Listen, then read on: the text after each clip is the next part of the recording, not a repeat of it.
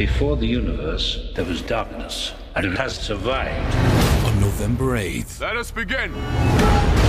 witness the return of an Avenger. Your world will be extinguished. You know, with all that power, I thought you'd hit harder. Thor, the Dark World. I'm impressed. Thank you. Rated PG-13, November 8th.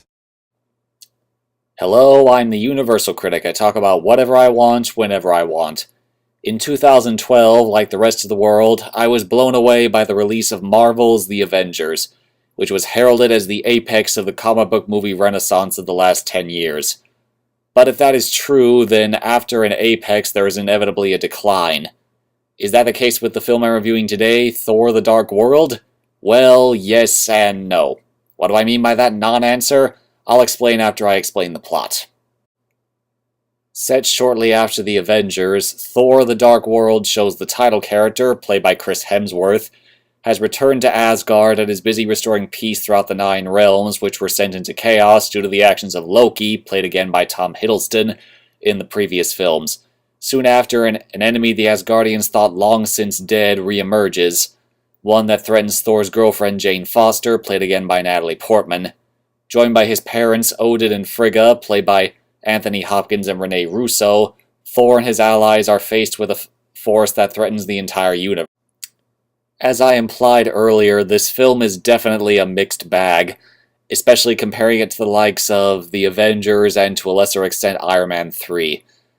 This film attempts to introduce new elements and continue the story and character arcs of the previous films, but only succeeds at both roughly 50% of the time.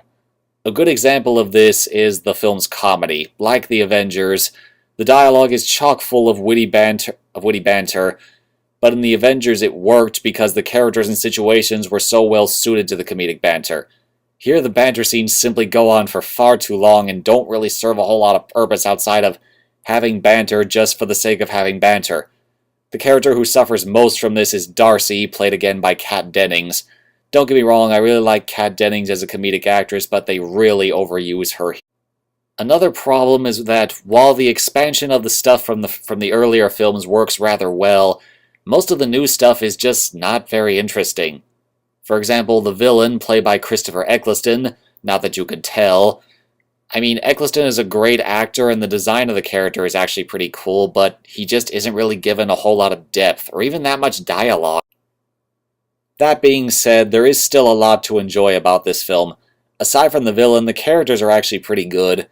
Thor and Loki's rivalry/forced alliance really is compelling, and while Loki's attempts at redemption do seem a bit abrupt for the character, that's merely because they set up a twist that I won't dare spoil for you here.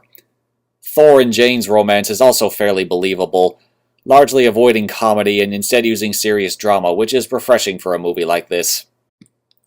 But by far the strongest elements of this film are the visual effects and action scenes. The final battle is simply a ton of fun, with a lot of creativity, a fast pace, and even some good humor for all the slams I'm making against the humor in this movie. In addition, the world building is beyond impressive, at least in the visual department, if not really in the storytelling department. Overall, this film is pretty polarizing, but I enjoyed it enough to give it a low big screen rating.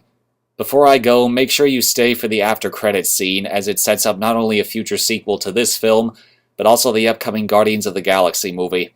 I'm the Universal Critic. I talk about whatever I want, whenever I want. Goodbye.